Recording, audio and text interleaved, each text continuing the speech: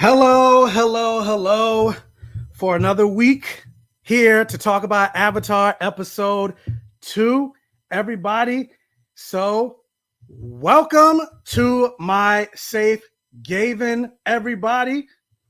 Hold up, wait, there we go. I was like, why is it not popping up? There we go. Welcome to my Safe Gayven, everybody. Just like it says in the title, we're here to talk about episode 2 of Avatar the Last Airbender titled Warriors. So hopefully you've seen it. If you haven't seen it, I don't know why you're in the stream, but if you haven't seen it, you're still in the stream, you want to support your boy, thank you so much for supporting your boy and being here for the live spoiler review. If you didn't know, I will be doing these spoiler reviews and breakdowns and everything like that every single week for Avatar the Last Airbender, taking each individual episode. I think for next week, since it's a two-parter, I'm going to just combine episodes 3 and 4. But with that said, not to belabor the point, as you guys know, I do not like to do these lives alone. So I am joined by two very special guests here in the stream. One person is a returning member, and another person, we're breaking his Black Gay Comic Geek cherry here on the stream. But before I get to that, let me actually introduce myself for those of you that, if this is your first time joining me on the stream, hey, how's it going? My name is Michael. I call myself the Black Gay Comic Geek, and I always say the things that I love to talk about on my channel has blood, sex, gore, and magic, or any variation of the four. So I like to talk superheroes, comic books, action movies, horror movies, sci-fi, fantasy, and of course, I like to talk about Black representation and queer representation. So if that's something that you're interested in, do me a favor, become one of my Safe Gayveneers. Come join the stream. And whether you're watching, for the first time or you are a regular, hit the like button on the stream and just on the videos in general. It'll help with the YouTube algorithm, getting this video out there, get my channel out there so I can continue to grow. Now, with that said, let's bring in our first returning member here to the stream. He is just like me. He's a big proponent of representation mattering and representation equals normalization. He talks a lot about Muslim and Arabic representation and characters in television, movies, and everything like that. He has his own podcast and his own stream. So let's bring on Neebs with Watch with Neebs. Yo, what's going on? How are you doing, bro? I'm good. Thanks again for joining us. Well, us, excuse me. I'm joining me here on the stream. Anything for you, bro. Thank you. I just noticed it's not streaming on Instagram for a second. I'm gonna have to fix that, but I'll worry about that later. But for the people that maybe it's their first time seeing you, tell the people who you are and where they can find you and give a little bit more about what you do. Yeah, absolutely. So my name is Neebs, and I go by Watch with Neebs, and basically I do a lot of content about anything that's going on in media, but mostly about like representation for South Asians and for Muslims, Middle Eastern content. Like Dune's coming out right now, and I'm doing a lot of topics about that. And I blew up because I started talking about Miss Marvel, and that was one of the things that made me kind of popular on TikTok and stuff like that. So I like to bring my culture to the people who are not exposed to my culture, because unfortunately what happens is the only time you see people like me in media, they're either abusers or they're victims. And I want people to see that there is more to us. So that's mainly what I talk about. All right. So give your boy a follow. I put both guest stars links in the description box below. So hold on, give me just a second while I fix this YouTube or Instagram stream. There we go. Now we are live on Instagram. We are in business. So now the next person that I am bringing on to the stream, I'm actually excited to have him on because I've been following his content for a while, and he's honestly probably the most famous person I've ever had on the stream so far. I'm actually surprised he said yes when I was like, hey, you want to join? He said, oh, yeah, I'm down. I was like, wait, what? He said, yes. He responded to me. Oh, my God. But you guys know this person as the Gen Z historian. He actually is making Black history, even though Black History Month is over. Every day of the year and every day of the year is Black History Month. He is the first Black student body president at Yale University.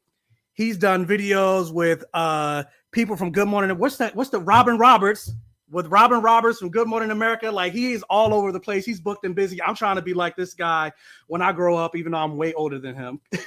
But let's bring on, he's been featured in like New York Times, all these other places. And so let's bring on Kahlil Green Gen Z historian. What's up? Thank you for that intro. I really appreciate it.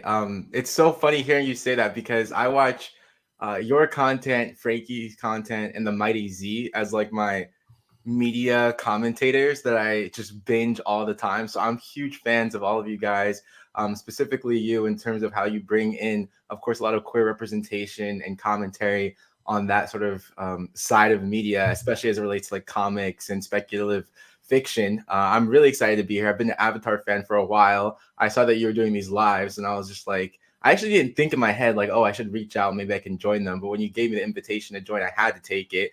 And I'm super excited to be here. So thanks for having me. Thank you so much for saying yes. So, give you a little bow. We're not worthy. We're not worthy. No. But with that said, I know I just did the little intro, but we can always introduce ourselves a little bit better. And plus, it's your time to shine now. So let the people know who you are, what they can find you, all that stuff. Of course. So, hello everyone. My name is Kahlil Green. I go by the Gen Z historian on social media, and I mostly make content about American history, politics, and culture, specifically with the goal of adding context to social issues that happen in our country. I got famous, I would say, on TikTok by making commentary about cultural appropriation as it exists on the platform, especially how a lot of Gen Z trends or Gen Z slang is actually stuff that's been misappropriated from the Black American community. But from there, I've tried to branch out and talk about all sorts of issues, all sorts of injustices around the world, and just adding in really unique and really really covered up, I guess, historical content and context to what's happening around the world so that people can understand it. And also, I try to make it accessible. I try to say I'm a Gen Z historian, not just because I'm a Gen Zer, but I make content for Gen Z so that they can make sense of things that are happening without having to like go to a textbook and read a million pages worth of boring American history textbooks to even understand like why we're in the situation we are in today. And yeah, so give yourself and do yourself a favor. I think he says on his bio that he does edutainment. Yes. So get you some edutainment by following the Gen Z historian. Like the moment I saw his first video, I'm gonna tell you everything on this app originated by Black people. I said I'm sold. Now, from the first sentence, I'm sold because that's so true. Like everything they consider as Gen Z culture, like no, Black people created that. Like give us our due. Even like the whole, that's like when I see white people saying, oh, Sarah Michelle Gellar's mother, I'm like, Black gay people created that phrase. Like, come on now. Anyway, but we're here to talk about Avatar. And actually, I just realized this. I just thought about this.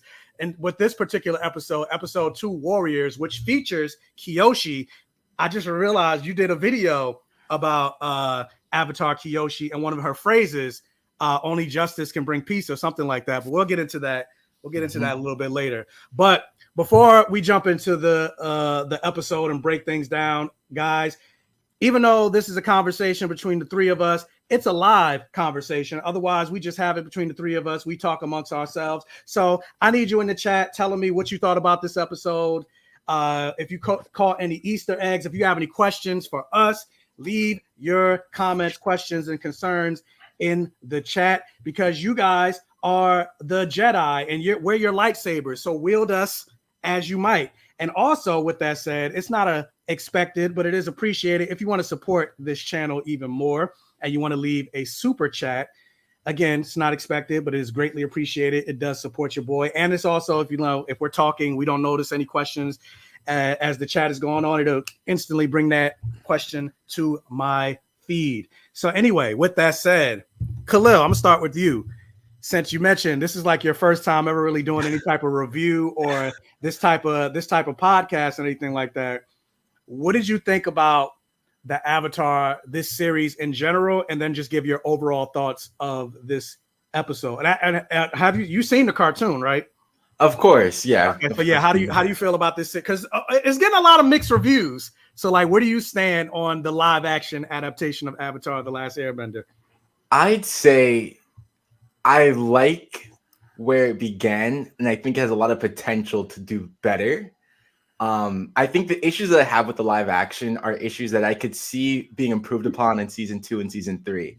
Where I think it really shines is in adding context to different things that happened in the animated series that we didn't have context for. So I'll give a very quick example, like the opening scene of this one shows how Sozin tricked everyone to put all their soldiers in the Earth Kingdom, then making the air nomads more vulnerable to an attack, and just added like a little bit of logical context to the entire lore and the fiction of the universe that really helped it make sense. And I'm really also getting that from the scenes where, I guess this is not necessarily in this episode, but where they go back and forth between the Fire Nation, and you even see like Azula and what she's doing, what Ozai's doing in season 1, where we didn't see them at all. So I really think it shines in giving extra context.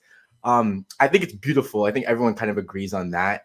I will say some of the bending, I think people really are praising the bending, and I think it's really good.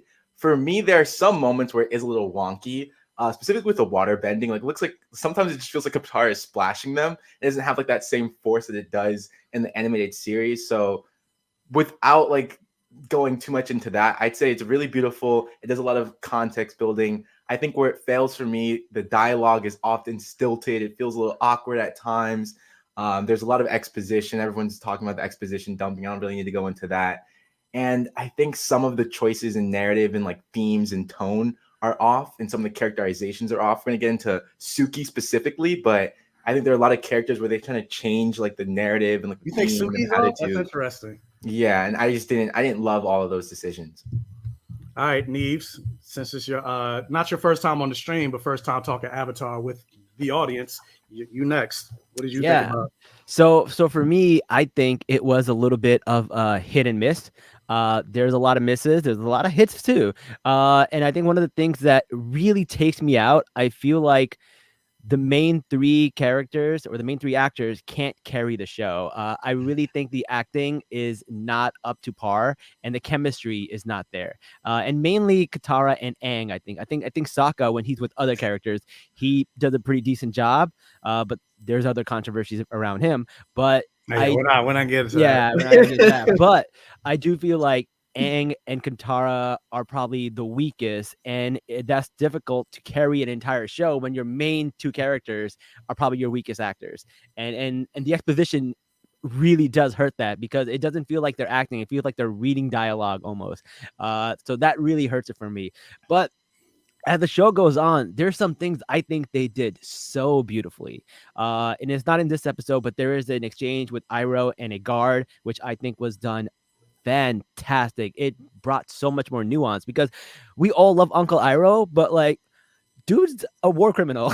Yeah, I made a video about that. I was like, we all love Uncle Iroh, but Iroh got to go to jail. Like, he needs to go to jail, right? And then there is the scene of Luten's funeral, which I thought brought so much like gravitas to the relationship of Iroh and Zuko.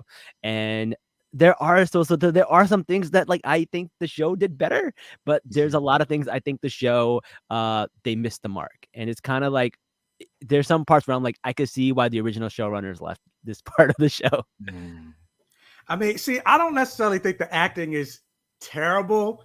Like, a lot of people just like, oh, like Katara is just awful. Like, Grant, like, she's not as animated as she is in the cartoon, pun, but like, I think part of it is because the dialogue that she has to do is kind of wooden.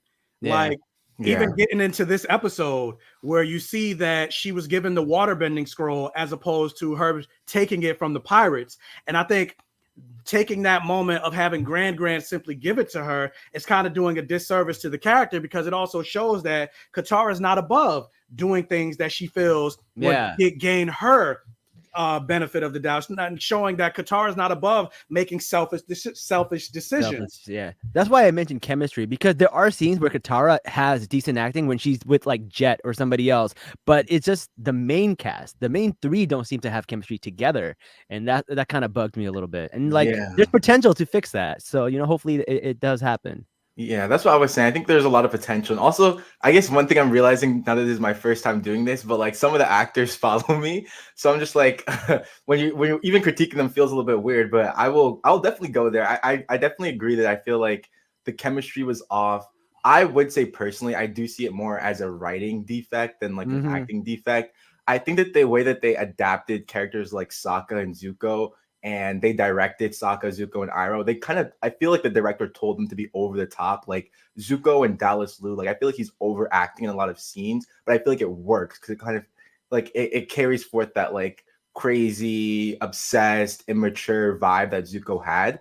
Right. Whereas for Katara's character, and I think I saw a TikTok about this, but it feels like they told her to like tone down Katara as opposed to like playing up Katara. And like Katara in season 1, like she was really an asshole in a lot of like moments. Yeah. And I think in also a lot of moments she was super caring. I think they kind of kept the caring at times, and like the sort of hopeful visionary, but some of her asshole moments, especially like even in the episode with Kyoshi where she's like just being mad at Aang and kind of being immature about things, and the waterbending scroll, like how she took it and she was pissed at Aang because Aang was learning learning waterbending faster than her. Right. I feel like those moments that really fleshed out her character and like kind of made her an animated person were taken out, and that really toned her down.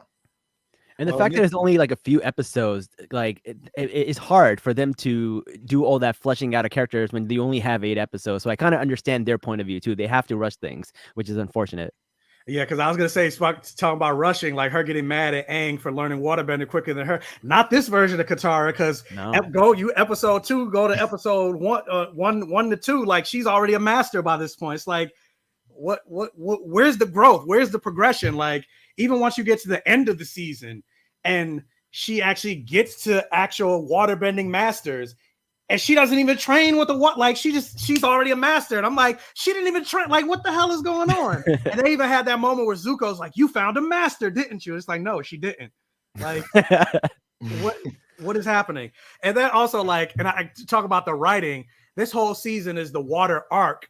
We didn't see Aang waterbend not once this whole season. I thought it was trash. But anyway, we're talking about episode 2. So let's not even get into that. But the episode kind of begins and talking about like Zuko. I think out of all the characters, Zuko is my favorite. I think Dallas Liu is acting his delucy off in terms of this show. Like especially like one of my favorite line readings of his where Iroh is trying to talk to him and he's like talking about the Avatar. He's like, well, he ran. And I was just like, yes, that right there is Zuko. So I think out of all the characters, they really got Zuko right. Iroh-ish. I'm not really a fan of a lot of moments with Iroh because I feel like they've only given him the one side of like the docile, more wise mentor, but you're also not seeing the other side where this is the dragon of the West. Uncle Iroh's had moments of, he's at peace and he's a pacifist now, but don't cross him because he will fuck you up. Mm-hmm. And you kind of see some of that in the cartoon where I said we're going to jump around a lot, but you jump to the finale of the cartoon. He mentions to Zhao, he's like, Zhao, if you touch that waterbending spirit, everything you do, I'm going to turn it back on you tenfold. And Zhao kind of got scared. He hesitated because he's like, I know who this man is. But when you get to this show, they had the same exact line reading, but Zhao was just kind of like, man, I'm not stunting. Like I'm not scared of you. And it's just like, I don't get that dragon of the West. Even when we talked about that earthbender that confronted him when he was locked up in prison, he saved himself. He got himself out of that situation. But in this show, Zuko saved him. So it's like, I want to see the dragon of the West as well as the docile mentor. Because at the end of the day, he was a war criminal. So I'm not that much of a fan of Iroh, but I like the two of them together. And so I don't know. What do y'all think? Do y'all feel the same way about? Neves, do you have something to say? Because so I honestly think when Zuko and Iroh together, they're carrying the show. To be perfectly honest with you, I love every scene they're in, and Zuko is probably one of my favorite characters ever because I love his character arc. And I don't want to get political, but there are people right now who are indoctrinated into things that are happening, and they have to kind of unbrainwash themselves. And I think that is just such an amazing thing for someone to do, to be indoctrinated and brainwashed into believing this stuff and then find out for themselves like what they're doing is wrong. And you can see a little bit of that. And I really, really love Zuko, and I'm glad like at least they got him right. And I think that alone saves the show for me. Yeah, I totally agree. I think Zuko is the strongest character, and the strongest performance from a main character in terms of acting as well. And I think I would. It's so weird because I feel like I don't know if there's one director per episode or there's multiple directors, but whoever's in charge of like bringing that performance out of Dallas is doing a great job, and it's not working for some of the other characters, as you mentioned with Katara and Aang. On your point about Uncle Iroh, I think what I do like about this show and this adaptation, I feel like they're playing up Iroh's past as a Dragon of the West in terms of how he relates politically with characters, which I think he's doing more of that political mentorship in this live action, it seems like, than like early on in season 1 of the cartoon. Because I feel like in a lot of the cartoon, it was maybe him calming down Zuko and all of that. But there was a specific scene in this episode where he's like, hey, Zuko, you have to like use your tact and your empathy and like kind of get things from your opponent without letting them know. And he kind of steps in at times to calm Zuko down or to like interject when Zuko's talking to Zhao. And it shows that he has like that sort of that context, that political background. However, to your point, Michael, I don't think that they're bringing out in terms of like his like fierceness or his like fighting style. It's more like, okay, he's been in the game for a long time. He knows how to do politics, and that's what he's trying to impart on Zuko, which I do appreciate that dynamic.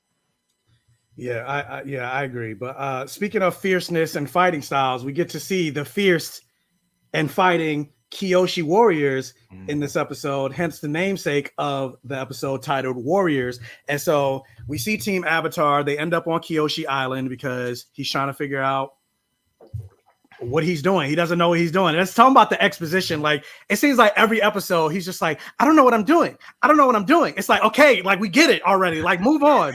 But this is kind of the start of that. And so they end up on Kyoshi Island and they get confronted by the Kyoshi Warriors. And they're like, stop, like he's the Avatar, like we're on your side.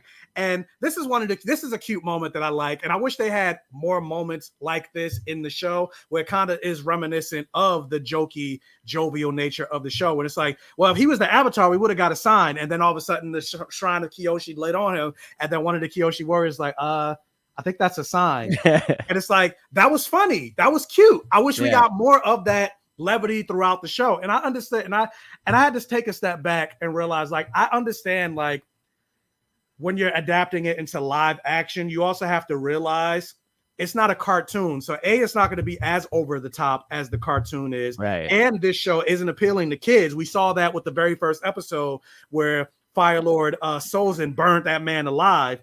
But also with that, like, they're also showing that these kids are child soldiers. Yeah. And so, yes, when you think about it from that perspective, it makes sense that it's a little bit more serious. But at the same time, they're still kids at the end of the day. And you still want to see, you don't want to see the characters be completely changed from who we know them to be. And so I would like to have seen still some moments of more levity and jokiness. Like, I think this is the only episode where we see Aang be a kid, where he was playing with Katara in the water or him hanging out with the other people of Kyoshi Island. Like, I wish we still got to see more of that as opposed to just, I don't know what I'm doing. I don't know what I'm doing. I don't know what I'm doing. Like, it's, where's the growth? Like, by the time we got to the end of the season, he's still saying, I don't know what I'm doing.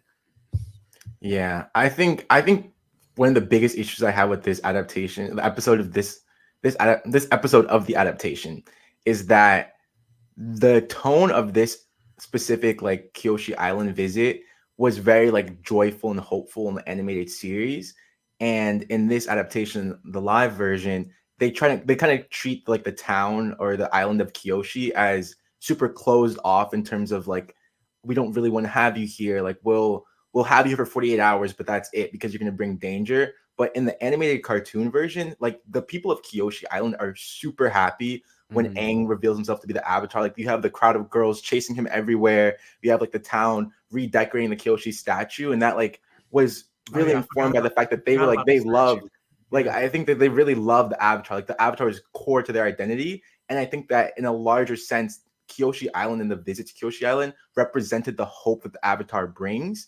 And I think that they could have kept that, because they do the same thing with like Omashu, like, oh, the Avatar is going to bring danger and like, like, we're all scared of the Fire Nation. I think Kyoshi should have been the antithesis of that and should have been the first sign that like Aang being here is really bringing people hope. Because I feel like for most of the season, the only way that we got that was from Katara literally saying, I feel so hopeful now that Aang is here. We didn't really feel the celebratory nature of the Avatar is back. And I'll say one dynamic that I really miss is that the reason that Zuko finds the Avatar on Kyoshi Island in the animated series in this episode is because the town is so happy that a little girl tells a fisherman, and that fisherman tells like a hunter, and that hunter tells someone, and that gets back to Zuko. And it just goes to show that like people are so happy that the Avatar is back. And that was a dynamic that I feel like was completely missing from this episode. Yeah, I do feel like this show does a lot of telling and not actually showing. Yeah. Like, because even in this episode, like we mentioned, like the hope that the Avatar brings, they did a lot of that, which like, oh, the Avatar brings hope. Oh, you brought us hope again. And it's like, we didn't see that this whole episode. Like it does feel very glum. So yeah, that is a, and granted, it does sound like we're kind of criticizing the show a lot, but overall, I still did enjoy the live action adaptation because like I said, it's getting a lot of mixed reviews. I didn't hate it like a lot of people are saying on the internet. Like a lot of people hate the show. I don't hate the show. I enjoy it. There's just certain things that I wish they would have brought more to. But Nees, what were you about to say? The thing about the show, like you guys are talking about levity and the jokiness of it, this is the episode that I feel like did it for me, and like you can see that in the chemistry between Sokka and Suki. Like I love that part. I thought that was really great, and like they did the whole thing without the sexism. I know the sexism was a big deal to everybody, and like, oh no, he's not going to be sexist, so it's the most important thing about his growth. But I think they were still able to portray that in this episode without having to drag it along for it takes 4 episodes to go through his whole like misogynist thing, and they have to do it in 2. So like I get why they kind of did that and kind of trimmed it down. So but like you can still see that there's chemistry there, and I was like bought in. I was like, yo, they're a couple. I like them together. I'm digging this, and I can't wait till like it's legit. And I love the actress they got to play Suki. Like, oh yeah, no, she's gorgeous, amazing, so gorgeous. Yeah, I was super, super happy. And then we got to see Kyoshi, who I was like, oh my god, this is so badass. This is really cool. So this is like the first episode where I'm like, okay, like it's starting to feel a little bit like the cartoon. It's starting to feel like a little bit like the Avatar.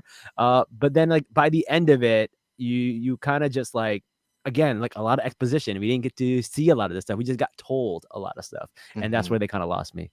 The audience definitely knows or the writers definitely know what the audience wants in terms of like, the moment that we got with Kyoshi showing up, that was Roku that did that in the cartoon. I know, yeah. But even in the opening of last episode 1, it like opens where they talk about the Avatar. It shows Kyoshi being that Avatar, not Roku. Like Roku is just an afterthought. Even in the show, Roku is an afterthought, which I find very weird considering Roku is the direct correlation to what Aang has to deal with, especially with Fire Lord Sozin and everything like that. Like they don't even talk about that in the show, even when we see Roku. So that's another thing I don't like. I don't like how they depicted Roku in the show when we actually got to see Roku, but I'll get to that when we get to this episode. So I found that a little bit weird.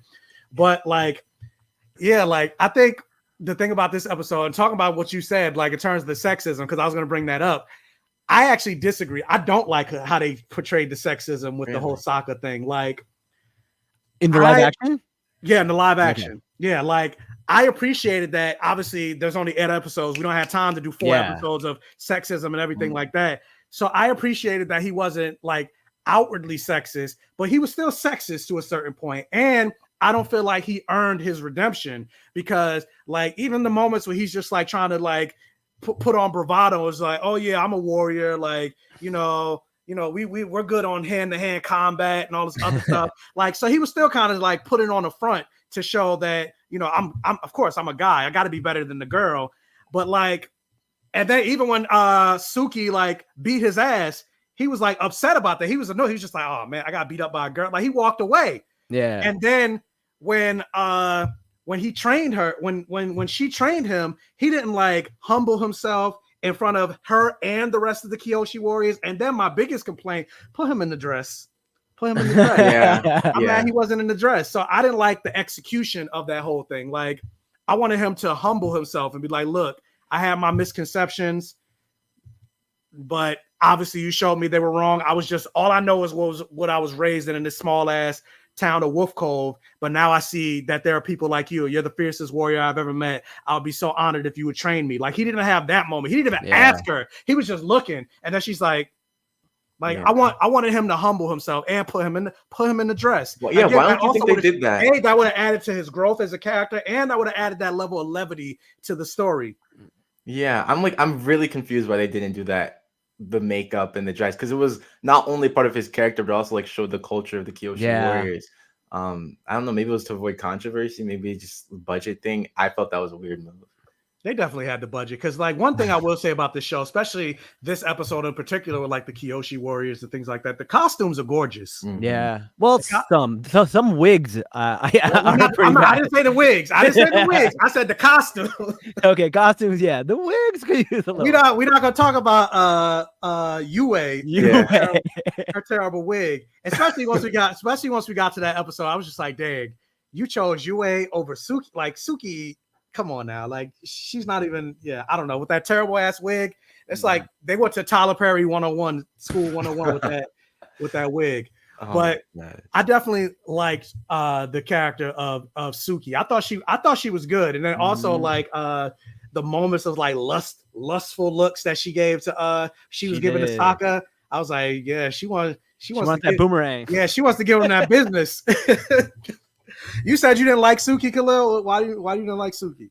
I like Suki. I feel like I think the bit that they had with her being like super awkward and like the bells, it made me chuckle. Don't get me wrong. I think it was like funny, and I think Ian delivers his lines very well. So I think it'll just generally be funny. But I don't know. I feel like the awkward characterization, it just maybe it took away from like some of my like reverence for her. Like I don't know, like Suki in my head is like a badass, right? Like she's the warrior. She's that person. I think she kind of kept that, but I feel like because so many of her interactions were not necessarily her asserting herself, but like being inquisitive or like kind of like this weird sort of awkward dynamic. I don't know. It just didn't resonate a lot with me, though I understand it. I don't dislike it. It just probably wasn't my like favorite recharacterization of a character. See, I think it works only because in this sense, like she makes it known. It's like, I've never seen the outside world. I've never known what it's like to have, is this what it's like to have outsiders or people, to bring joy back to the Kyoshi Island and things like that. And then also, I'm pretty sure virtually everybody in that island, they're her families. And so, so like her, kind of lusting after Sokka or being inquisitive about the outside world and, not really knowing, the nuances of, like walking up to somebody and just being like, and I think it also kind of made it a little bit funny in terms of the dynamic of Sokka, where it's like, he's not really a warrior. So she's instantly able to sneak up on him easily and her not even think about it because everybody already knows her as a Kyoshi warrior. So they're kind of used to that. But the rest of them aren't. So I think it kind of made sense in that aspect with the dynamic of Sokka. Yeah, so I agree. I think that makes a lot of sense. Like, I think you're changing my mind on that. I just want to see Suki in the jailbreak. That's the only thing I want. That's my favorite scene of all of Avatar. And if we get that and they do it justice, I'm okay with the rest of the show. I don't care what you could throw away the rest of the show. As long as I get that scene, I'm happy. I really hope we get the Boiling Rock episode. If they don't give us that episode, I'm gonna be so upset. I'm so mad. Or if they like condense it, like no. Also, I want that's rough, buddy. Those are the only two things I want. That's the only two things I want from the show. My girlfriend turned it to the moon. That's rough, buddy.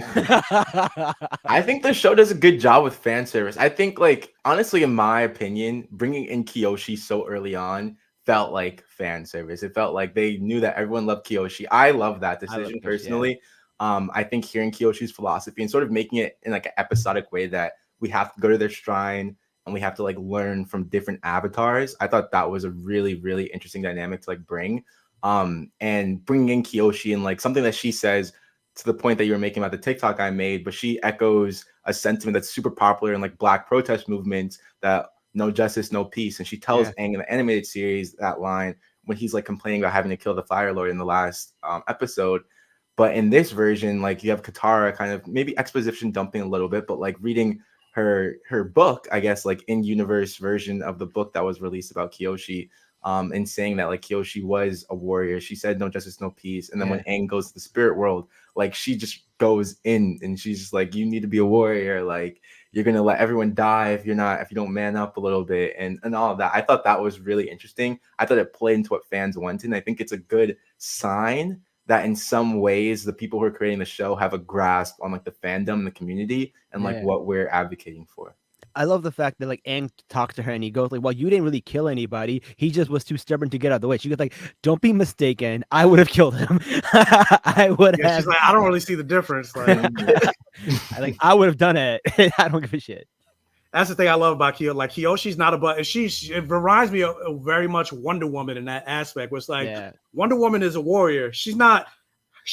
Killing is a last resort. She's not going to instantly kill you, and I think that's something that people. But it's on the table. It's on the table. I feel like that's also something that people misconstrue about Kyoshi, because I saw somebody make a TikTok.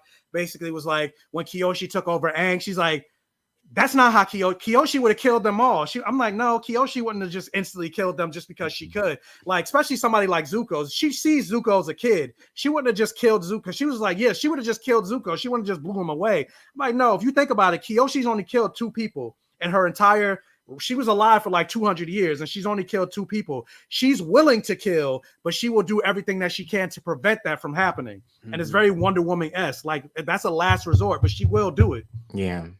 And going back to something that you said, Kahlil, I will say, like, the show is not above injecting moments of fan service, but at the same time, though, and this is also in terms of like the dialogue, I feel like they inject those moments. What the hell is that? Those moments of fan service, but because of the wonky expository dialogue, a lot of times it doesn't weigh or feel as what's the word that I'm trying to use? It doesn't fit as well. It doesn't hit as much as it did in like the original show. Like, for example, you had that line jump into the season finale where Zuko says, "You little peasant, you found a master, didn't you?" And when Katara started kicking his ass, and it's like they had that same line in this show, but she never found a master. So it's like, you had that line in here, but like it doesn't make sense in this context. Mm-hmm. Mm-hmm. Or other lines that they had throughout the show where it doesn't really work. Like, for example, like the Kyoshi where only justice can bring peace.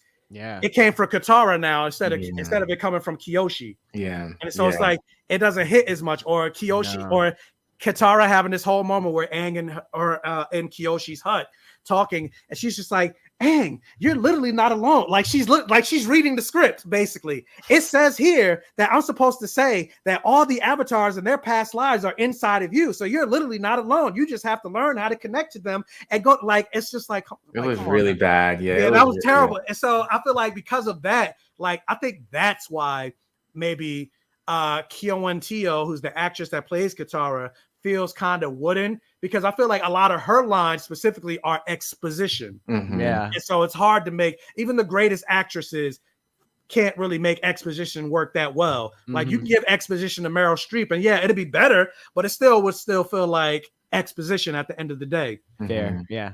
And so I feel like they give a lot of that to her character. And so which really sucks for her, because Katara is a strong, like the show begins and ends with Katara. So it's just really unfortunate. Yeah, like I want to see the Katara that we see during that episode, the Southern Raiders, when she turned all the water into ice and she was about to kill that man that killed her. Like, that's the Katara that I want to see. And you've been seeing teases of that since episode 1. Like, even in episode 1 where they first find Aang, and I'm not talking about the live action, I'm talking about the animated series. Mm-hmm. She got mad at Sokka for just being sexist to her. It was just like, "Oh, you're a girl, you need to be in the kitchen or whatever. You can't be learning waterbending." She got pissed. Like, she was like, and so it was showing that sassy, angry side of of Katara, where she ended up accidentally breaking that iceberg. So you got to see some of that, but in this, you don't really see any of that. She's pretty much docile throughout the entire season until you get to the end where she's like, "I'm gonna fight Paku because he's being sexist and he can't tell me that I can't be a waterbender." It's like, where did that come from? I didn't see that the whole season. Yeah, she finally got a backbone in the end. It's like, no, like keep that same energy throughout the entire show. And I mean, I could get like because I could see like if they did it correctly, because it seems like they're trying to show like she starts as when we first see her, she can't waterbend at all, as opposed to the animated series. Katara knew something, like she was able to waterbend that fish or whatever, but this version of Katara can't do anything. So I think they were trying to use that as a way as the same thing of her waterbending being terrible to her character being more docile, and as she got more confident in her waterbending, she became more confident as a person, but it didn't ring as true compared to the original series. I don't know. Maybe that's just me. Neves, what do you think? No, I kind of agree with you. I feel like they waited too long for that to happen. But I do think that she did show a little bit of backbone when she meets Jet. The only thing is they really made it different because Aang and Sokka never got to interact with Jet. And that was where you really see her backbone because she defends him and she goes back to him and she kind of really like shows some backbone there. And we didn't get to see barely any of that. And I think that hurt it too. Agreed. And then also just the idea of combining the Omashu storyline, the Boomy storyline with the Jet storyline, that felt way too much over the place. And I don't like what they did with Boomy at all. Like, don't get me started. We'll get to that when we get to that episode, but we'll talk about episode 2. But I hate bring me back on for the Boomy episode. I got some thoughts. How they portray Boomy. I like 100% despite like out of everything about this show, Boomy, I would say is my biggest negative regarding this. That what I would say Azula too, but we'll get to that too. But yeah, Boomy is my biggest negative. But speaking of, we get to see Commander Zhao in this episode. And I like the actor that plays Commander Zhao. He's not the same. I think the Zhao in the original. Who was the original actor that plays Zhao? I can't remember. It was a big name actor too. I don't remember. But anyway, I like this version. He's still giving me that slimy, conniving, manipulative version of Zhao. I do wish we got to see the Agni Kai between him and Zuko, but it is what it is. But what did you think of Zhao in this episode, Kahlil? Yeah, no, I like Zhao. He gives me more sleazy than the Zhao. I think the other Zhao was sleazy, of course, but he was like powerful and sleazy and like demanded respect. It seems like this Zhao is more like conniving, like I'm gonna smile in your face and I'm gonna be like exchanging letters with Azula in the background or like Fire Lord Ozai in the background. And I think it works for the adaptation. I think it creates a nice like villain arc. And I think it creates like this formidable foe because he's not just he's not just fighting Zuko as like Zhao, but he's like fighting Zuko like as a proxy to his father. Which I think it was part of the dynamic in the show, but we didn't see that because Ozai wasn't in the first season. Thank you, Toya. It was Jason Isaac, Lucius Malfoy. I was like, I know the name. Wow. I know it was a big name actor, but I can't think of it right now. There we go. Yeah, so I do like Zhao. I like Zhao in this adaptation. Yeah, you actually, as soon as you said something, it made me think of that. What is that? The Temptations? They smile in your face all the time. They want to take your place. The backstabbers. Exactly. But Neves, what did you think of Zhao? And also this version of Zhao, he didn't I don't think he knew who's Prince, or no, he did know it was Prince Zuko. Yeah. No, never mind. Yeah, I really like Zhao. In fact, like I gotta say, I think I liked almost every single Fire Nation character. Like what's it, Lieutenant G, I liked him. I thought he was good. I like Zhao. I like the way they kind of like churn on each other. I don't know. I think they did a really good job portraying him as being this like really conniving, sneaky person, and then him trying to get like Iroh and Zuko to believe he's on their side. He does a really, really great job. I was really happy with the way it happened. And then as you see, it progressed more and more, and he gets even more conniving. And then it really helped us root for Zuko when you find out like the kind of person this person is. And I think it really helps his character development, especially when you find out Zuko's past and what he did for his like crew. I really love that scene, and it wouldn't have hit as much if Zhao wasn't doing such a good job at being such a like the evil character that he was. Yeah, and I like Lieutenant G as well, and I like how they gave him more in the show than he had in the original cartoon. So when you get to that episode where we find out more about them, which is something that they didn't do in the original cartoon. So that's talk about things that they can elevate the source material. This is one of the moments where they elevated the source material. So I really appreciate that, especially like when Lieutenant G like kind of snapped. He was like, he may be the prince, but he's not our prince. And I was like, I like that. I like that moment, even when he flipped and like all of that. So I thought that was cool. I just wish again we had more moments like that. So speaking of having more moments like that I wish we had, talking about with the Kyoshi Warriors, like we actually got to see Suki's mother a little bit, which is something that we didn't get to see in the original animated series. She was we don't even know she was an orphan in the original. We just saw Suki in the Kyoshi Warriors, and I feel like I don't know who this actress is, but I kept saying like she looks so familiar, and I probably should have looked her up before. Someone told me I came on here. Someone told me she's actually the mom of the mercenary, the one who has like the dog with the tongue. Like they're related. She's mother and daughter with her. Oh, that's Arden Cho's mother. Yeah. Oh, okay. That's what someone on TikTok said. I don't know if it's true. So maybe she looks familiar because she looks like Arden Cho. I don't know. Yeah. I know who Arden Cho is. I used to watch Teen Wolf, but then they didn't have Styles and Derek get together, so I said homophobia, and then I stopped watching. But we're not gonna get into Teen Wolf. If y'all Teen Wolf fans, I'm #Steric for life. And they kept teasing it, and they just anyway. Let me not get on a Teen Wolf rant.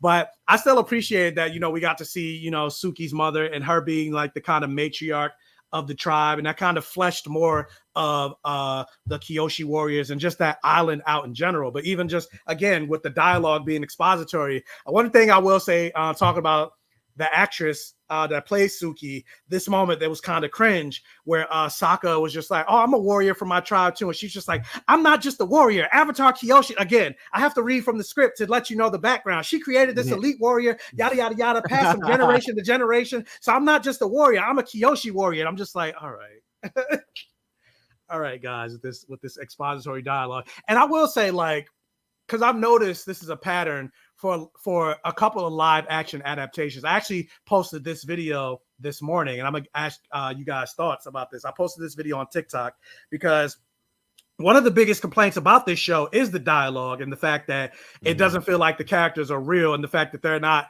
having real conversations. Everything that they're saying, especially with Katara, is just them telling you the lore, telling you the world. It kind of feels like they don't trust the audience to figure it out on their own. And that was also a big complaint with the live action adaptation of Percy Jackson. And a lot of it was expository dialogue, where I don't know, did you guys see Percy Jackson? No, I I didn't. Okay. Well, I agree with what you're saying, because a lot of the like every time there was a new conflict in every episode of Percy Jackson, the character of Percy would be like, "Oh, my mom told me this story. Like this happens." Or Annabeth's character would be like, "Oh, this person who did this thing," and then like figure out the slow burn, what should be a slow burn and what should be like a rising escalation of tension is just like completely severed by them explaining everything as soon as it happens. And it's like, yeah, it completely diminishes the tension that these characters have to go through when you instantly figure out what the twist or the plot or the trap is. With like when they ended up in the Lotus Hotel, they instantly knew it was the Lotus Hotel and that it was a trap. When they met Medusa, they instantly knew it was Medusa and it was a trap. When they met that guy with the magical bed that was supposed to trap you, they instantly knew that was him, and so they avoided the magical bed. Whereas in the book, there was with the magical bed, they got trapped in the bed, and Percy had to use his genius and ingenuity to have to figure out how to get them out. They didn't know it was Medusa, so they didn't know they were walking into a trap. The audience knew, so you were reading and feeling that tension. It's like, oh my god, like what are these characters going to do when they find out? But like in the show, they got rid of that and they instantly explained it in dialogue. And the thing that I made in my TikTok video when I was explaining, where I said I would get you guys' opinion, I feel like lately the reason that writers are doing that in the sense of like not really trusting their audience and throwing so much expository dialogue in the shows that they're adapting. I feel like it's because of time constraints. They only have 8 episodes, so there's a lot of lore you got to get through, especially like you have a whole book like Percy Jackson. You would easily need like 15 episodes for that. Or Avatar the Last Airbender, the first season was 20 episodes. Granted, these episodes are an hour each, but if you want to have the same length of time, it should have at least been 10 episodes and not 20. But on a grander scale, I think the main reason that writers are doing that is because honestly, I think media literacy in this country and in this world just in general is the bar is in hell with regards to media literacy. So like, I feel like they're over explaining things because honestly, I don't think they feel like the audience is intelligent enough to get it, to figure it out. Because if you think about a certain amount, especially like my time being as a content creator, I'm not sure if you guys feel the same way as well, but a lot of times, unless a character outwardly says something, people don't seem to get subtext. I always say all the time, nuance doesn't seem to exist on the internet. So unless you have a character outwardly say, I'm racist, if you as a Black or brown creator would say, oh, watching this, I felt some racist themes regarding such and such and such character, and this is why I felt that way, you'll have several people like, oh, why do you got to inject race and everything, bro? Why do you got to throw in the race card? This character clearly wasn't racist. Or me talking as a queer creator, I would say, hey, I feel like there was some gay subtext in this, and this is why I felt that way. And you'll instantly have people say, oh, why does everything have to be gay, bro? Or like recently, I literally just made a video the other day because people were complaining that X-Men 97 is woke. And I'm like, do y'all not know what X-Men is about? Like, what the fuck? So I think, and granted, I'm not saying it's everybody, but it's enough on the internet that it's pretty concerning. So I agree. I honestly feel like because of that, that's kind of why they feel like they got to over-explain everything. Because honestly, people are dumb. Critical thinking is at an all-time low in this country. I don't know. What do you especially the Gen Z historian. This is kind of your wheelhouse. What do you? I'm putting you on the spot. If I had to respond, I think that there's a lot of truth in that. I think it's partly because like I think media literacy might be down, but it's less because people don't have the ability to do it, and more like people are just lazy, like just absolutely lazy. And I think that when people are creating a new show for like a Netflix or a Hulu or any streaming service, they're like, we can't have it that someone is bored or like they feel like they have to put an effort to understand. Because I think when you have to put an effort to understand a show, it can feel a little bit slow. You might have to rewatch a scene. You might have to like research something on the back end, right? Like if I'm watching Dune Part 2, which I haven't, so no spoilers, but like I think I would probably have to research a little bit to get into it. I was rewatching Lord of the Rings, and those are just like 2-hour movies with so much lore, way more than like Avatar or anything like that. And like I didn't get everything that I was watching. I got like the main point. Okay, they needed to return the ring and throw it in the volcano or like whatever it is. But like there's so much context around it that I'm not getting. And sometimes that can feel daunting. It can feel like it's effort. It feels like I'm putting in mental labor to like watch this show. And I think that they want to cater to people's laziness, cater to the TikTok generation by making it so straightforward that there's no room for them to click away. There's no room for them to feel like they have to put an effort to watch a show and then turn to another show because they're so lazy. So I agree with everything you're saying. It's like to further diagnose it, I think it really comes from laziness. I think it gets played into because short form media is just so popular. But I think, and I'll get to you, Neves, after this, but you can respond to what I'm saying here. I think it's more than just overall laziness as well, though, because I kind of feel like because no art is devoid of politics. Everything has politics. Even if you're saying I'm going to make the active choice to not make a political statement in my art, that right there is a political statement. Yeah. So like all the people that are trying to say like, why do you have to inject politics into art and everything like that? It's like, what are y'all reading? What do y'all do? Like, I don't understand. Like, there's nuance in everything. Like, even like you might not know the full minutia of certain things, but even when you talk about Dune, like bringing up something with Fantastic Frankie, she made a video about Dune and talked about all the Islamic allegories and tropes that are in it, and then it was like, how you have all these Islamic and Muslim tropes in this movie and not one Muslim or Islamic person in the cast? Like, that's kind of crazy to me. And she got mad comments of people like, oh, why do you got to talk about it's just a movie, it's just a sci-fi movie. Somebody was just like, it's not an Arab country, it's literally an alien world on another planet. It's called Iraqis. That's basically based on Iraq. It's not even like, God, that's so lazy. So you're just like, yes, if you're taking the movie at face value, yes, it is an alien world. But even the author, Frank Herbert, talked about him being inspired and gaining influence by Middle Eastern culture. So like, and yeah, it's called Arrakis. They're called Iraqi. Like, all you got to do is take 2 seconds to think more than just the face value of the story to like understand that there's more to the story than it's just being a regular alien world. And it's like, that's the stuff that like is frustrating when you try to give nuance or give your opinion about, you know, these types of shows and bring your perspective of these shows. You got these idiots that are flooding your comments. And I feel like it's because of that. That's kind of why they dumbed down the movie, like the live action adaptations, because like the bar's in hell, honestly. Yeah, I think for me, the way that I see that personally is maybe more of like a political divide, and like a response to right-wing backlash, because I don't know, but I've dabbled in like fandom work a little bit with the Avatar video, for example, and I think it brought forth a crowd of people who are like, I can't say they're right-wing, but like whatever like the entertainment world's version of right-wing are, and that they were like, oh, like why are you bringing in Black people, like all the same context that you've provided. I will say though, with like my audience, like younger people of color, younger progressives, younger people who are like really politically like tuned in, are very appreciative of those like nuances and of those connections that are being made. And I can assume that maybe like a lot of your audience, if they are younger, going to be people who look like us or some ways like are politically aligned. I think within the fandom and entertainment, and especially like sci-fi fantasy world, they just cater to like a lot of white people and like white fanboys and fandom people who are just politically very different than us. And I think that it's I think those are the people who are like the main sort of audience that's like vocal whenever there's any sort of commentary from you saying, okay, actually like look at this thing, it might relate to this dynamic in the real world. Like they jump on you. But I want to hopefully say that's more of a political divide than a generational one, at least from my experience. Well, tell your audience to come to my YouTube channel, because the moment I talk about something gay, people are like, oh, why do you? And it's like, why are you coming to a page called Black Gay Comic Geek and getting mad that I'm talking about some gay shit? Anyway, it's your turn. What do you think about what I said?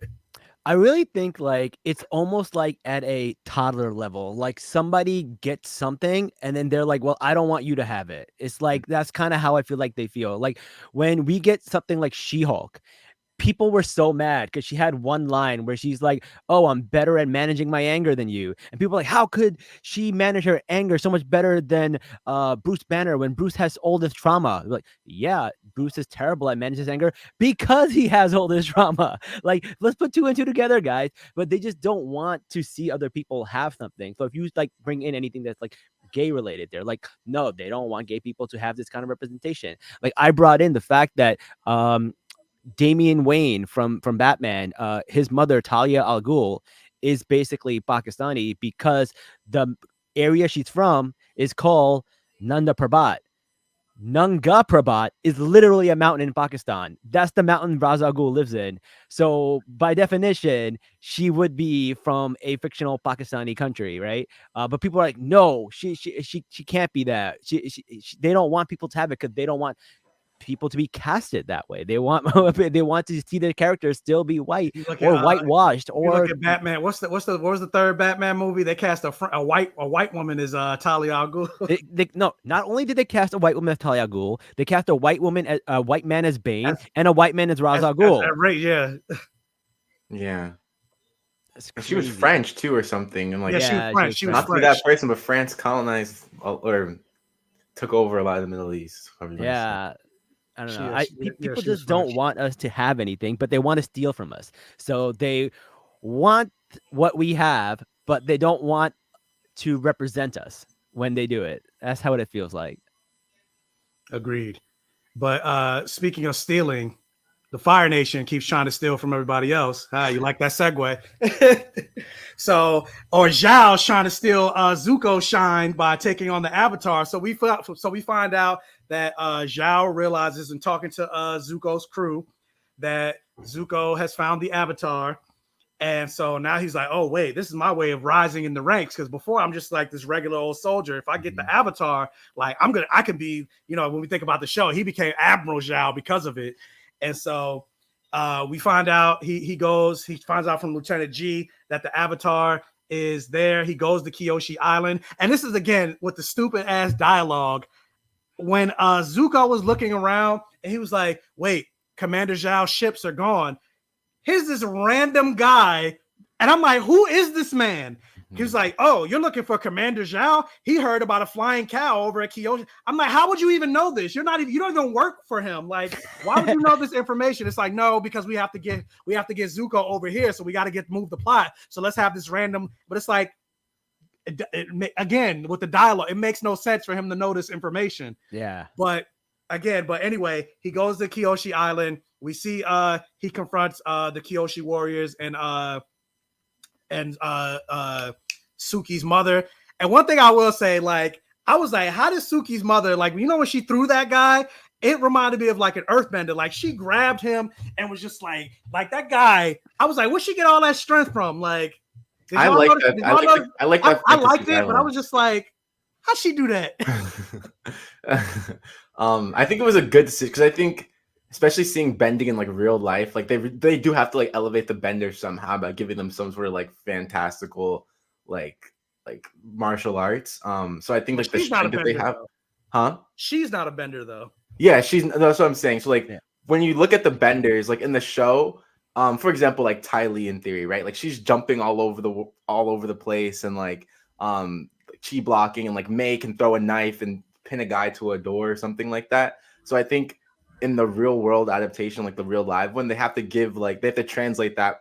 And in the show, like all the non-benders have some sort of low key, like super strength or something that's like takes them out of the physics. So I liked how they had that with Suki's mom, like being able to like just punch a guy and like send or do the thing and send him like across the room. I thought that was a really cool way of like adapting it. Also, I do believe like every single type of bending is based on a type of martial arts, and Yeah. they get to show that martial arts a little bit more clearer with non-benders, which I think is really cool. Yeah. Well, which actually, speaking of, this is also the kind of complaint of mine on the show. Even though I think the fight choreography and the bending, the special effects of the bending look great, obviously with some caveats. Like sometimes with like the air bending, it doesn't really translate as much because you don't, unlike the cartoon, you actually get to see like the air effect where sometimes Aang is just moving his staff and they're like, and it's like, but where's the air? Like I don't see anything. Or sometimes the water kind of just looks like a CGI glob. Yeah. It doesn't look like water. Yeah. But overall, especially compared to the movie that shall not be named, but it's like Voldemort, but that movie doesn't exist. There is no movie in Ba Sing Se, but like, so it looks way better than that. But I will say, like, in my opinion, the different martial art styles of the different bending aren't as pronounced in the show, the live action, as it is in the cartoon. Like, I believe water bending is more Tai Chi. Fire bending is like Krav Maga or whatever. Like, there's different 4 styles of kung fu that, and you can kind of tell in like like the way they move and everything like that. But like even Aang, where it's like water, when he does airbend, it's all about avoiding. It's like when he first fought Zuko, like he was hiding behind Zuko's back. Zuko's trying to like turn around and fight. We never really saw that. And granted, I get he's a kid, so he can't do like. They could get an animated character to do whatever, but there's still not that level of difference in this fighting styles that you get to see in the animation that you do in the live action. Maybe that's just me. I don't know, but you guys agree? I mean, I don't think fighting will ever be as good as animation, as you can see from anime. Like, it'll never be as good. So you have to give them a little bit of grace. And there's only so much you can do with child actors because, like, you can't just get a stuntman to do all of these crazy stunts because they're so tiny. So I got to give them a little bit of grace, but I do agree with you. Yeah, I think I agree mainly in the sense that, like, I think there's like a lot of character missing from the action because I think Avatar, especially season 1, Avatar: Last Airbender, is like very action comedy. Especially like in the first few episodes when they're not necessarily masters. Like, for example, a lot of the way that Katara would win a fight in the animated series is that she would just do something and like accidentally like freeze a guy who's like right about to grab her. And I thought that was like kind of funny. Or there would just be like moments where they just get stressed and let's just like do something really cool. And there's like humor to it. And I think to your point, like there's a little bit of like culture that's a part of it. I think with water bending, the way that it comes across is more Tai Chi. I think firebending sometimes comes across nicely, but other times it feels more like they're doing with their mind. Like, for example, when like Ozai later in another episode like burns everyone, it's less something's going on and more just like it just happens. And I think that's where it kind of like falls out of the line. But I think the point that you brought up with like Aang, I remember when he fought Zuko in the ship in the show in the first episode, like it's very much like it has a lot of character to the way that he's dodging the attacks and like wrapping the banner around Zuko and like making him fall. And I do miss that a lot. Yeah, I think something Iroh says in a few episodes, like later on, I don't in the animation, he goes, "Firebending doesn't come from your action; it comes from your breath, so it comes from your lungs and stuff like that," which I thought was really cool. And I feel like we get to see that a little bit more with Aang and Zuko. But then we see Azula, and she does lightning bending, which is completely different. So I'm really excited if they're going to explore that a little bit more. But Nate, to answer your question, how do we feel about the non-benders being able to hold their own more easily in live action?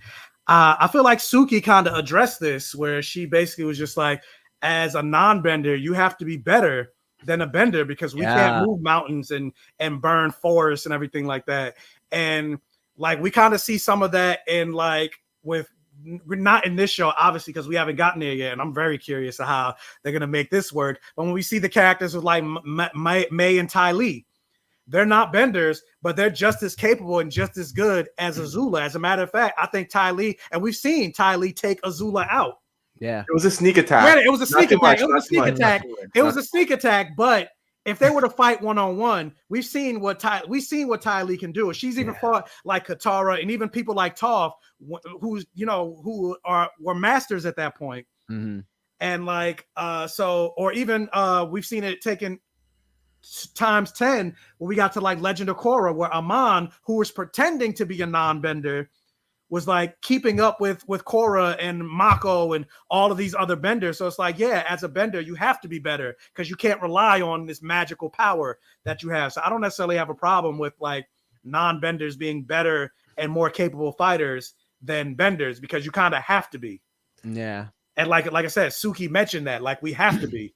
I remember Suki mentioning that in this episode, but like I don't know why. I think she just brought it up just in conversation. I think one thing I'm questioning, like, did you guys feel any dynamic within like at least these first 2 episodes of like Sokka and his feelings about being a non-bender, his insecurities around that? Because I remember that's like something that comes up in his character, but I didn't feel that so much. The only way that I felt like he had a relationship with bending was like telling Katara not to do it because that's what got their mother killed. But I didn't remember him like saying, oh, like it's like I don't know, like I just didn't feel that he was as insecure about being a non-bender as I think it kind of needs, as it's needed for his character growth throughout. Like not yet, because I don't necessarily know if it comes up this early yet. I think it starts. It starts to really come up when like Toph comes into the picture. Now everybody around him are benders, and he's the only one. And then kind of like, and Toph kind of digs him a little bit.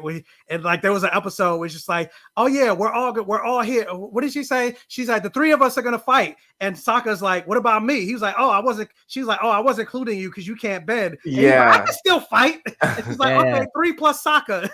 Yeah. Oh, yeah. Okay. I know exactly what you mean. And we don't really see him go through the emotions of that until he learns sword fighting with the one teacher, right? Who's part of the White Lotus. And that's when we really get to hear about his insecurities. Because he's like, I got to learn how to sword fight because I don't have the powers that you guys have. And we see that much later on. Got it. Okay. Yeah. I remember that episode because that's when there's like a huge fire in the beginning and like they all have to like put it out. And he's just like, sitting there like with Momo just watching them. So yeah, so hopefully, we get to see more of like a lot of those, because I feel like, actually, now that I think about it, I think this is probably the biggest problem with the show overall. Even though I like the show overall, I think they need to, for season 2, which I hope it does get a season 2, because I am enjoying the show. And granted, it will create a way different dynamic of the show live action than it will in the cartoon, because the cartoon, they were kids the whole time. By the time we get to a season 2, like Gordon's voice is, when you watch interviews with him now, his voice is already way deeper than it was in the live action adaptation. He was 12 when the show shot. He's 14 now, and they haven't even started shooting season 2 yet. So by the time they start shooting season 2, he's probably going to be 16. It's like Stranger Things all over again. Yeah, pretty much. Where like they're in high school, but the actors are college age. Yeah. So by the time we get to season 3 with the firebending arc, they're going to be in their 30s. Oh, damn near. So stay by the bell, the new class. So yeah, so they're definitely going to have to update it in that sense, because they're not going to be kids anymore. Yeah. But what I was saying is, like, I think one of the biggest problems with regards to the show in terms of like all the expository dialogue is shit. I just lost what I was about to say. Fuck. I just lost what I was about to say. I don't know. But anyway, what were we talking about before? We were talking about like Sokka, non-benders. Season 3 is when he starts feeling insecure with Toph, making fun of him. Does that jog your memory? No, it doesn't. Damn, what was I about to say? It was a good point too. A lot of exposition leading up to it.Maybe that was it. That was the problem. I know you said that Sokka wasn't a bender, but I heard he is a bender, a backbender, if you know what I mean. I mean, don't get me started, because I think Sokka and Zuko. I'm a Zuko shipper. That's funny. So damn it, what was I gonna say? Shit. What was the point I was gonna make about the exposition? Mm-hmm. I know I was talking about the exposition, and damn it, I don't remember. You said they were growing up fast, like they're getting older. By the time they're season 3, they're gonna be 30. It's still not hitting me. Okay, let it come to you. Let it come to you. Watch it. It'll come to me after the stream is over. I'll be lying in my bed. I'll be lying in my bed at night. It'll be like 1:00 in the morning. That's what I was gonna say. And it's gonna, by that point, it's not gonna matter anymore. Yeah, I guess maybe they could adapt the story to like accompany for their ages. Because I mean the show objectively, in my opinion, gets like darker with each season. Don't And be, in don't be my rude. I am getting old. That's why my mind is it's like going. I don't remember. Yeah, and I think like for me personally, I think my favorite season is season 2, but like generally speaking, I think once again that comes from the plot thickens, the politics get deeper, the themes get more mature as the show goes on. So like Mhm. hopefully and the characters and they're aging up, like that can reflect in the story somehow and like make it make sense. But we have to put a lot of faith in the writers and directors, which I don't think that they necessarily like warrant having. So we'll see. We'll see. Yeah, I mean, Aang's voice changed throughout the anime, but not really. Like this, like Gordon's voice. If you listen to Gordon's voice now, he's like, "Yeah, so we had to train." But you watch the show, he's like, "I'm the Avatar," and Yeah. like, so I think it'll be funny if he gets like a huge growth spurt and he's taller than Ozai, and we're just like, oh wow, what the hell? I mean, and it would fit because even when you think about Percy Jackson, like Walker Scoble has had a growth spurt between season 1 and like where he is now. Like he was shorter than what's her face that plays Annabeth, but now he's like way taller than her. But yet the show is supposed to be it's supposed to be over the like every season is supposed to be a new summer. Like so it's like how are you going to justify that? Like especially even with this show, like how are they going to explain? Like, what are they going to say? Sozin's Comet, it's going to take 3 years. Like, so he's going to become a waterbending master in between the season. Because we're not going to get season 3 until, probably like 2026, maybe. Not probably 2020, probably if that 20. Because this season was and granted, we had the pandemic, things were shut down, but Avatar was announced in 2018 or 2019. Yeah. And it's just coming out. So, and like I said, granted, we had the pandemic and everything like that, but like that's a long time. So I don't foresee this show coming out before, I would say probably 3 years before we get a season 2. Did they announce a season 2 like at all, or is it still up in the air right now? It's still up in the air. Wow. I feel like that's not a good sign. Like I don't know how. I mean, well, they didn't announce season 2 of Percy Jackson until a week after the show ended. But this is on Netflix, and Netflix announced like season 2 of One Piece, like after the first episode dropped. Yeah, they were so excited. Yeah, true. I guess maybe it's also because of the because One Piece got better reactions. One Piece got better reactions, yeah, than Avatar. But hold on, we got a question real quick. What kind of bender are each of you? I'm the Avatar, so I'm all 3, but I'm prone to air. I'm an airbender. So for me, what I'm really happy about this show, and I think you get to see in the next episode, is that they make the earthbending culture South Asian, which is really, really good because a lot of people don't know it. Even though all the characters were like based on Asian and Inuit people, a lot of the concepts are actually from India. Like Avatar, the concept of Avatar is a Hindu concept. Og is Agni Kai, it means fire in Hindi, and Ang, which is Ang, is a Hindi word. So they actually take like a lot of stuff from Indian culture, and I was really happy to see them actually give some credit to that, because when we see Ba Sing Se and we see the earthbenders, we see a lot of brown people, we see saris and traditional clothing. And I just remember really what I was gonna say. So I would be an earthbender because it does reflect my culture now, so I think that's really, really cool. Well, hold on, just so I don't forget it again, Kahlil, I'm gonna let you go afterwards. I'm gonna say what I was gonna say. This is what I was gonna say. This is the point that I was gonna bring up about the expository nature of the dialogue and everything like that. One thing I feel like why I feel like the show is doing that, and what hopefully they change in season 2, and this is what I was saying, like I hope they get a season 2, is I feel like this show and this season in general, I feel like they're focusing more on the plot than the actual characters. And so that's why we're not getting a lot of character moments with like Katara showing her brashness, her aggressiveness, her sassiness, her selfishness to a certain extent. The fact that Aang throughout this entire season is complaining, I don't know what I'm doing. What if I hurt somebody? I don't know. Like by the time we got to the end of the season, there was we have no character growth for Aang because he's complaining the whole time. And I feel like it's because they're focusing more on the plot than they are developing the characters. And the way you develop the plot is through the development of your characters. And hopefully they take that lesson in listening to the complaints that people are having in season 1 and about season 1 and take that and fix it in season 2 and letting us learn and develop and appreciate and love these characters. There's a reason that this show has endured for 20 plus years. It's because we love these characters, not so much the plot. That's what I was going to say. There we go. I don't know. I mean, mic drop. I totally agree. I think that's like, that is the main thing. Like, and I think it is very, with a good workshop room, working group, outside consultants, whatever it is, I think that they really can improve the next few seasons. Give us more episodes. Yeah, give them more episodes too. At least 10 to 12. I agree. Well, yeah, Kahlil, what kind of bender are you? So I'm a fire sign. I'm Aries. So I mean, I think that fits well with my personality in some ways, like the drive and just trying to like kind of always like having a goal and like trying to keep a goal. I think that really relates to fire. Though as a kid, I always wanted to be a waterbender. You got the like sunlight in the background. I see. Yeah, I got the little sunlight over here. As a kid, I always wanted to be a waterbender because I do believe water bending is the most powerful. I think like the Legend of Korra kind of cements that, in my opinion, that like water bending is just like completely like overpowered. But I think water bending is like the most functional one that you can just really like, take over the world with. See, I think water bending is the most powerful, but I think air bending is the deadliest. Yeah. That's why they're all pacifists, because if they weren't, they would literally just murder everybody. Everybody would be fucked. Zahir taught us that. Yeah, and to answer your question, because you said in what way, out of all the elements, air is the one that you always have access to. Granted, fire as well. You always have access to fire, but it's also more versatile in the sense of like Avatar Yang Chen. She was able to use her air bending for like sound bending. Mm-hmm.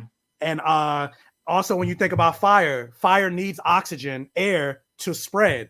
You can use your air bending to make fire grow, or you can use it to snuff fire out.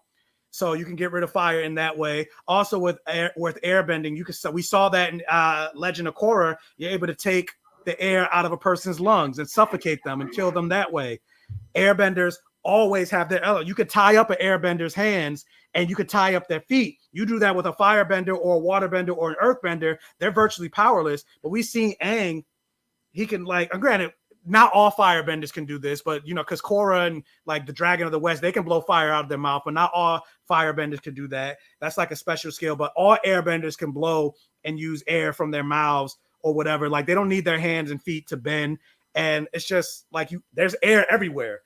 So like I guess like not to victim blame then, but like then like how do we don't do that. Don't do that. That's what Ian Elsley said. I know what you're about to say. I know what your homies at. The firebenders will boost. They had a cheat code with Sozin's Comet. So okay.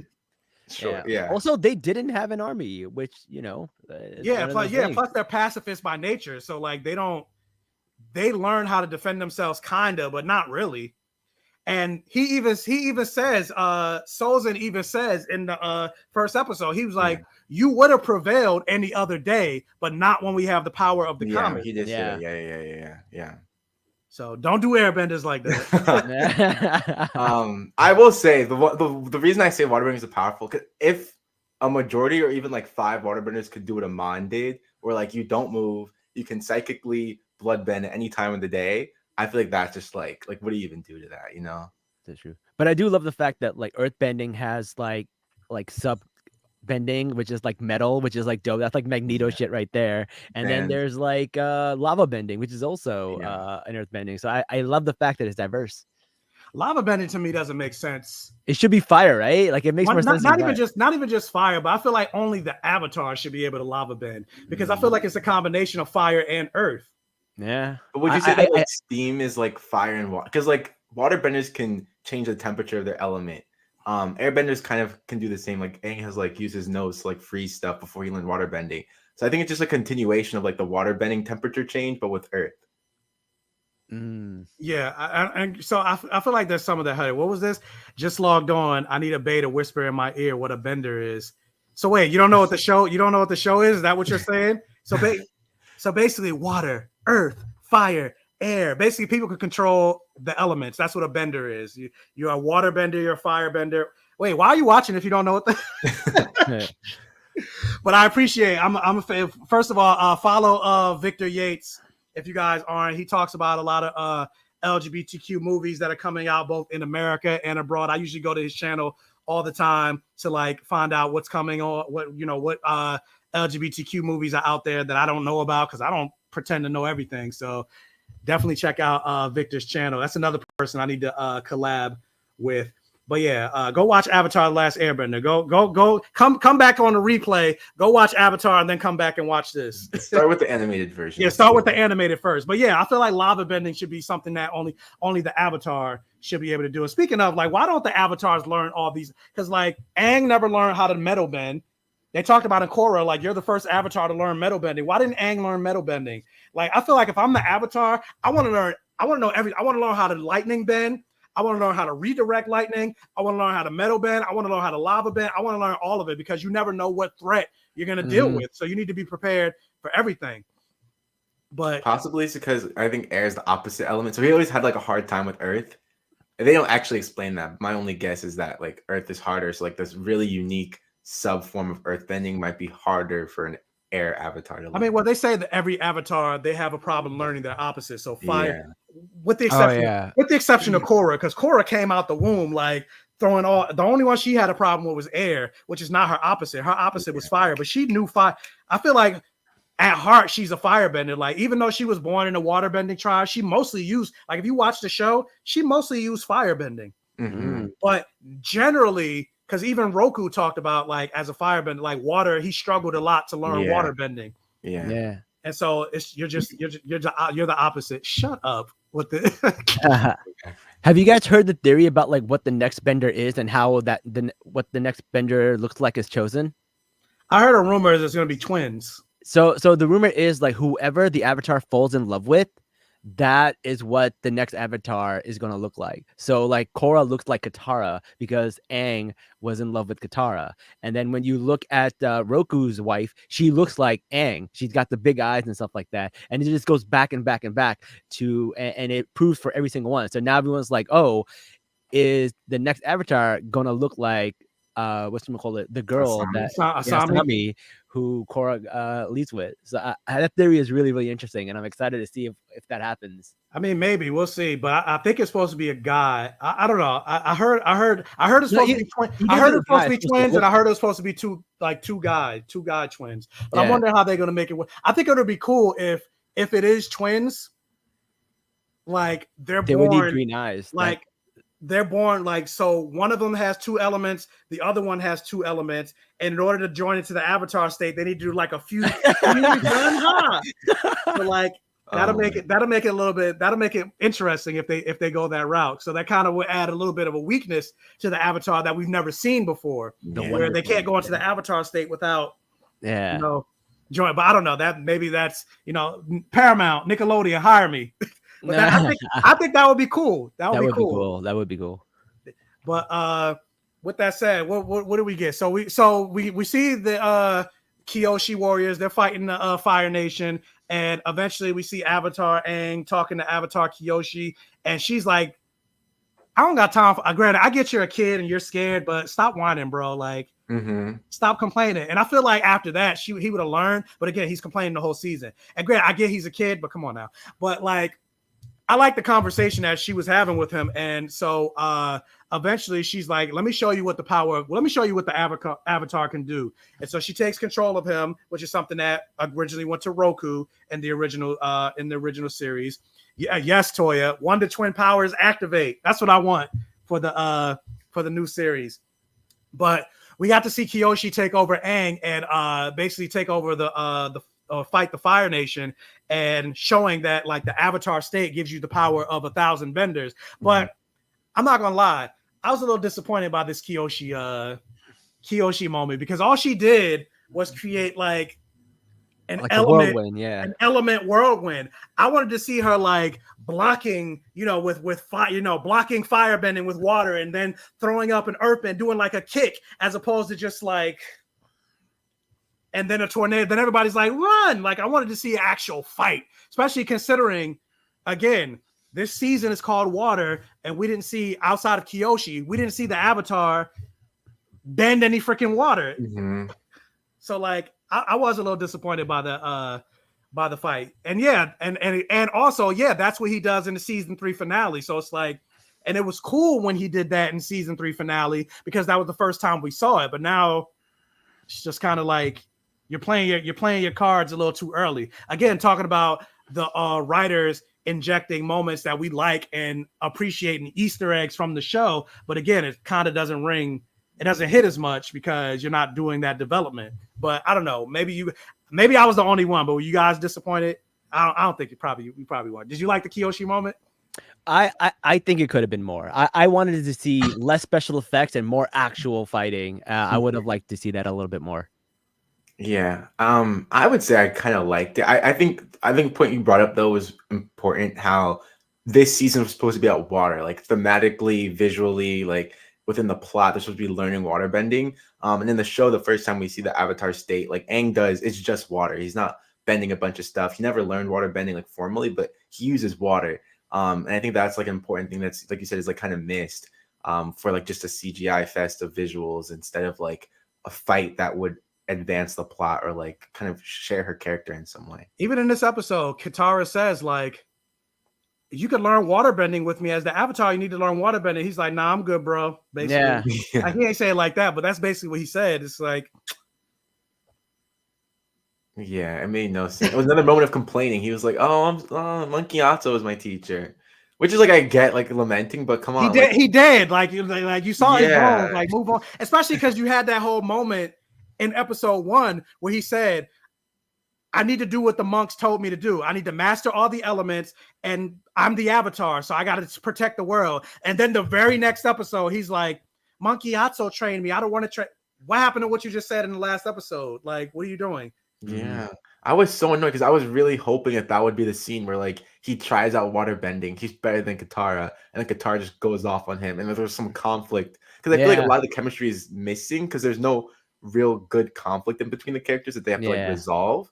It's just like Katara being super supportive of him from the get-go and like kind of staying there. And not even just supportive. She's like I said, out of all the characters, Katara is the one that's giving all the exposition. So you don't really get to see their character or the fact that they eventually develop into a relationship, because the whole time they're talking, it's just, I have to read the script to tell you what the next plot in the next moment is. So then you don't really get to see the Katang relationship. And one of the biggest disservices of that is a very pivotal moment to the Katang relationship in the beginning of this series, where that secret tunnel episode, where that didn't happen until season 2, but they threw it into this season. But instead of it being Aang and Katara, it was Aang and Sokka. And the moment where it happened in the animated series, where it was like two lovers forbidden from one another, secret tunnel. Mm-hmm. But like, and there was the first time Aang and Katara were about to kiss. And it was that moment that was showing like they have feelings for each. Like we always saw that Aang kind of have feelings for Katara, but it was at that moment we saw it was kind of maybe reciprocal, but then it got interrupted. But it was like that was the start of kind of that spark between them. And like we're not really getting that. Even like the fact of Aang having a crush or thinking Katara is cute. Don't really see that in this show. No, not at all. Especially considering the show is obviously kind of telling us that we know where the end game is, because they're also kind of teasing we already know that that Zuko is going to be on Team Avatar. Even in all the advertisement, they'll have like all 4 of them on a poster that says Team Avatar, and it's like they're not team. It's not like Zuko shouldn't be on this poster yet. Like you're already teasing that Zuko is going to be part of the team, but it's like if you're going to do that, then why are you leaving out this relationship that we know of Aang and Katara? But again, because they're focusing more on the plot than the characters. But I agree 100%.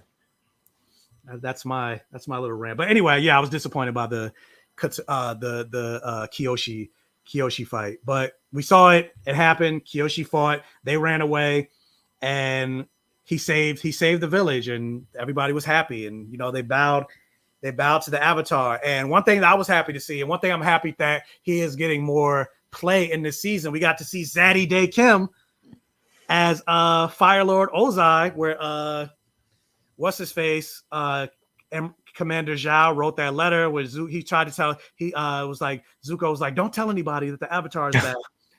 and Zhao in a very slimy way, which again, I like the actor that plays Zhao, and I like the way, the nuance that he's playing to his character. And I feel like, actually, now that I think about it, I feel like the nuance is going to a lot of the Fire Nation characters. That's why a lot of them are my favorite. Yeah, him going like, well, he was like, nothing's more important than knowing where my loyalties lie. And it's like, it was a very snaky like way that he said that. Like, you knew he wasn't talking about Zuko. And so he wrote that letter to the Fire Lord, and we got to see Daniel Day Kim, show up, which is something that we didn't get to see. Fire Lord Ozai, really, we didn't get to see his face until season 3. We saw a tease of him in season 2 when he sent, or at the end of season 1 when he sent Azula. But outside of that, we didn't actually get to see his face until season 3. But what do you guys think about them introducing Fire Lord Ozai so early? Do you think they should save it, or do you actually like? I liked it. I liked it because he is a strong actor, and this show needed more strong actors, and I'm glad they put him in there. So I really liked it. I know like a lot of people had issues with Azula in here too, but I feel like I give her a lot of grace because she's not even in the book 1. So like, yeah, she's not menacing and crazy at the moment, but like she wasn't even supposed to be here. So I want to give her grace too. But I like the fact that we've seen both of them. I agree. I think it's really interesting to see. I remember one of the things that people were kind of pissed off about was the creators of the Netflix one, or the director, saying that it was gonna be more like Game of Thrones. It was gonna have a Game of Thrones aesthetic to it, or in some way. I remember people like going crazy about that, but I think that really shines brightly with the Fire Nation and like the politics of it and like the dynamics. I think there's not a lot of just like exposition with Fire Nation. Even with Zuko's story, right? Like they do a flashback, they show the funeral moments, they show him in the war room. I think that's where like everything that they're doing with the storytelling, the Fire Nation, the characterization of them, they need to put and map onto Team Avatar and have like a little bit of political dynamics. Have like Katara once again like shying, like hiding the fact that she's jealous of Aang in some ways with his bending, or like Sokka. I think Sokka has some more character moments than the other two for sure, like as we kind of always said. But I think that's where the show really shined. And I do like seeing like Ozai and Azula. I think Azula, there's some aspects of her that I think are fleshed out with what we're seeing. I'll say it's in the next episode, but like her showing, or her exposing the rebels within the Fire Nation is like a precursor to how she does this whole espionage takeover of Bossing Say later on. And we see her doing like these mini things and getting motivations that make her into the character that we know. And I don't think it's bad that we don't know, like she's not the character we know just yet, but I do think it's interesting that they're showing the build up to that. Yeah, controversy aside with regards to Ian Owsley and potentially lying about being Cherokee to get the role of Sokka, I don't really know too much about that. But outside of that, I like him as Sokka.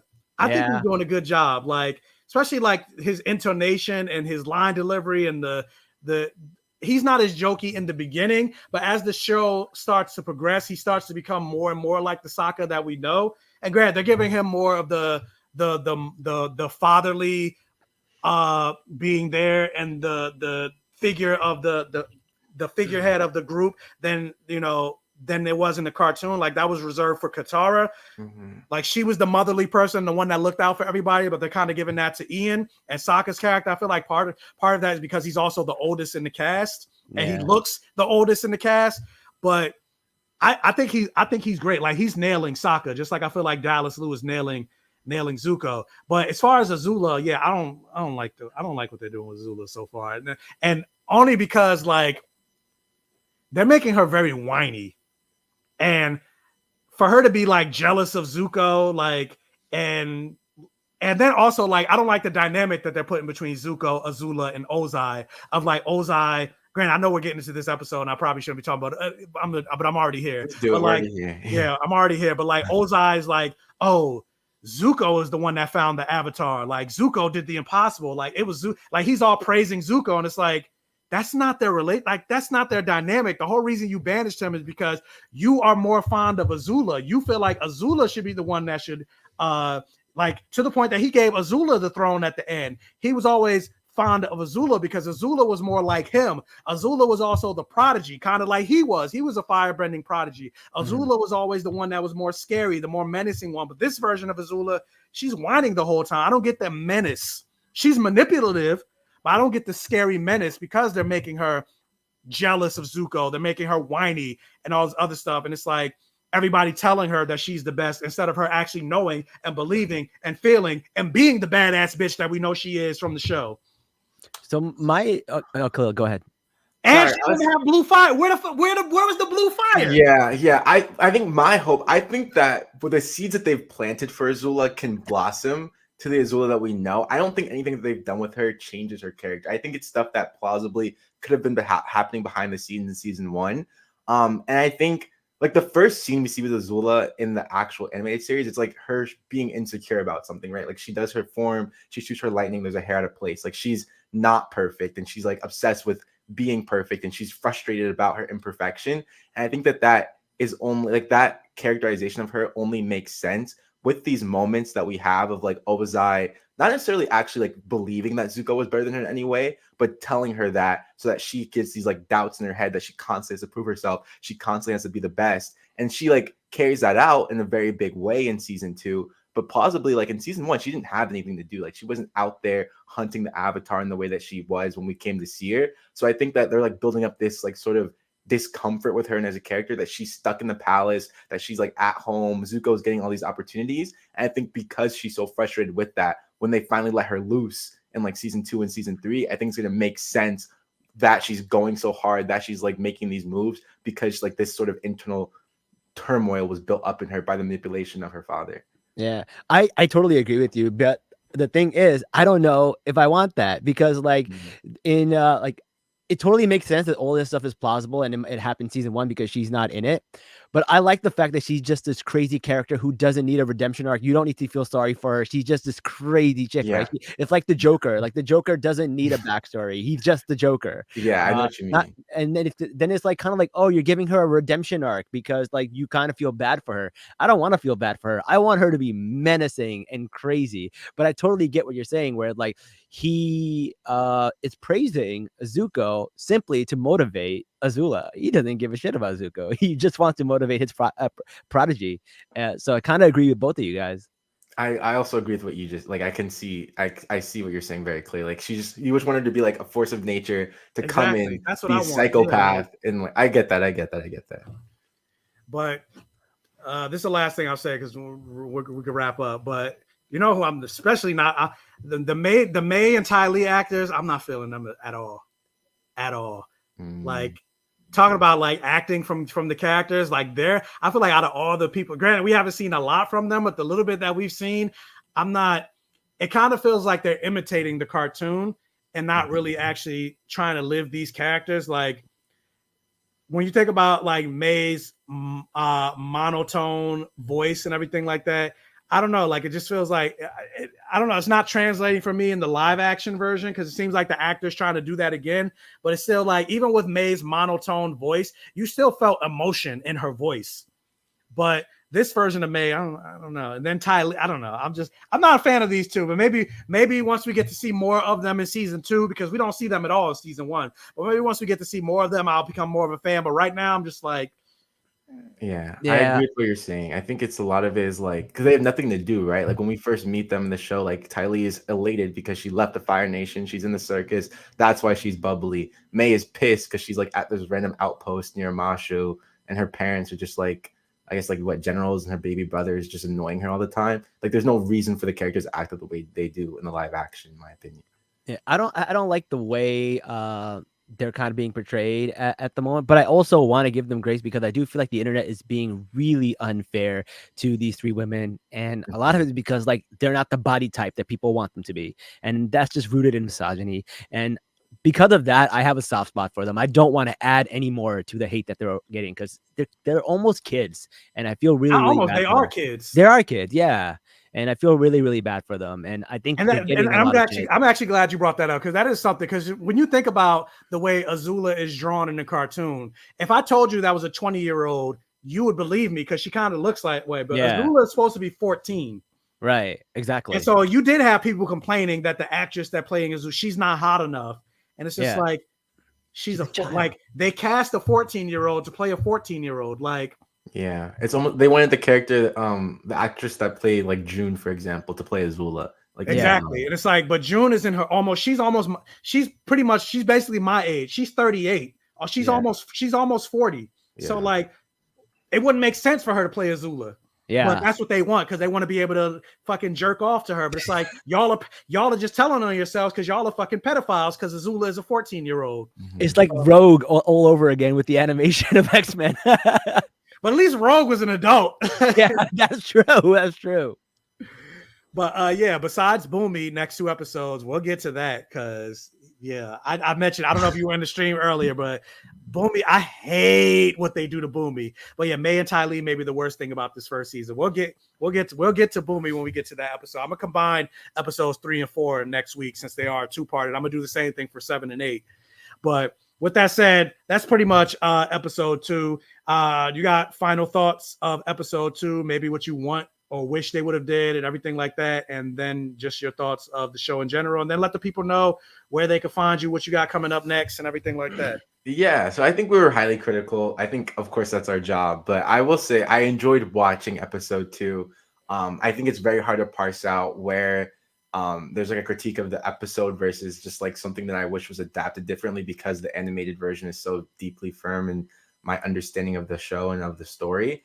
But that said, I liked watching it. I liked seeing Kyoshi. I like Kyoshi's appearance in terms of like what she was saying to Aang. I think what's highlighted for me is the Sokka and Suki dynamic.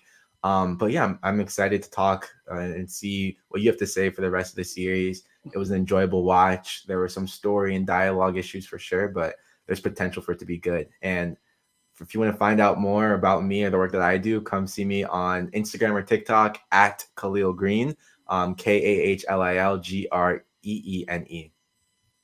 Yes, guys. Go follow the good and wonderful work that he's doing. Like I said, he's the most famous person I've ever had on my channel, and he's doing great work for hashtag root for everybody black. So thank you so much.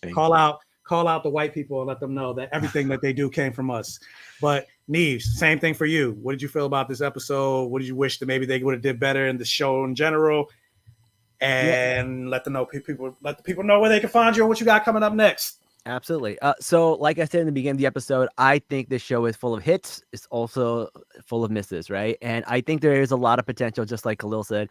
And I'm really excited to see it because some of the best characters come in season 2. And I'm really, really excited to see what they do with Toph and what they do with some of these other people. So this is not one of those shows where I'm like, throw it away. This is a show where I'm like, hey, let's work on this. Let's make it a little bit better. But I'm excited. And I really do feel like the actors are going to get better. Same thing with Star Wars. Like, I don't think Hayden Christensen was that great in Attack of the Clones. But then when you get to, Revenge of the Sith, like, he's amazing. So there's always potential for these actors to get better. So I'm very, very excited for it. As for what I've got going on, I have a podcast called Salam Nerds. We're also capturing a lot of these shows that you talk about. We also do a little bit of reality TV. My TikTok is Watch with Neebs, is spelled NEEBZ. I'm same on Instagram. And I have just finished wrapping up a reality TV show that I am in. It is a dating reality TV show. It'll be on Hulu in 2024. It's going to feature dating and relationships in my culture. So definitely follow me so you could be one of the first people to see me react to being on TV. Wait a minute. We got 2 famous people on this stream. Wow, congrats. Yeah, not congrats. famous yet, but we'll see. It's coming. It's a spin-off of Indian matchmaking. It doesn't have a name yet, but it's I was gonna say, can you say the name of it? I can't say the name because they don't have a name yet, but it's a spin-off of Indian matchmaking. So, but featuring Muslim people in America. But speaking of reality, you said you're reviewing reality TV. Are you watching Love is Blind? Yeah, I'm watching Love is Blind. That shit is bananas. There's so much drama. Secret relationships. I cannot wait for that. I cannot wait for that reunion. Yo, I'm gonna have you on the podcast because you got to come on my podcast. I hope. Because I'm not sure when they filmed the reunion. Sorry, guys. I don't know if you guys watch Love is Blind on Netflix, but if you won't watch Love is Blind on Netflix, watch Love is Blind on Netflix. But I'm not sure when they filmed the reunion, but I hope they bring up Jeremy's secret fiance and stepkid. The fact that Trevor has a kid, like, or a girlfriend rather. Like, I hope they bring up all that drama at the reunion because these niggas are crazy. Like, and there goes the monetization. I get one N-word for the stream. But yeah, like it's crazy. But anyway, guys, I just dropped my review for Shogun episodes 1 and 2, non-spoilers, as we were talking on this live. It just dropped, so check that out. Watch, like, share, comment, interact for the All Gay Rhythm. Join me next week. Hopefully these guys will join me next week. And then also Vanta, who you guys know, she'll be on here next week. She couldn't come because she had to work, but we'll have all 4 of us. The team Avatar will be complete. We'll be talking about episodes 3 and 4. I'll keep it. I'm gonna keep it at 7:30. I used to try to do 7, but I'm like, at this point, I'm gonna keep it at 7:30. So hit that bell notification button when we go live and join us for episodes 3 and 4 of Avatar. With that, follow these people. Their links are in the description box below, and check out my merch store and like, share, comment, interact for the All Gay Rhythm. And with that, we are out. Peace.